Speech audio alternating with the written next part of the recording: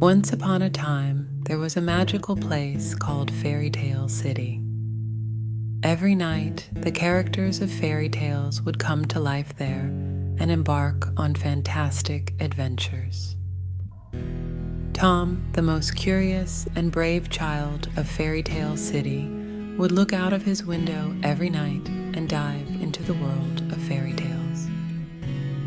One night, strange things began to happen in Fairytale City. The city, which was normally peaceful, seemed to be in a state of tension.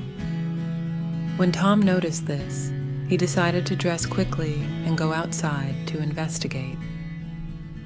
As he walked, he noticed that even his shadow was behaving differently. His shadow seemed to be a separate entity, looking at him and smiling.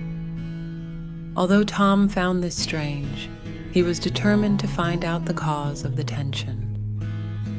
As Tom walked, he encountered a group of fairy tale characters. Little Red Riding Hood, Goldilocks, Snow White, and others had gathered, looking worried.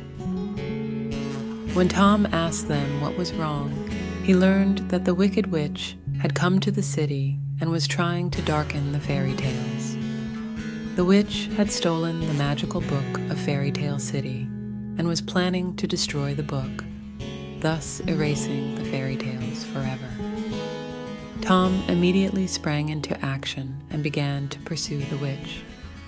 The witch had already begun to darken the city using the magical book. Despite the danger, Tom bravely continued to follow the witch and finally confronted her.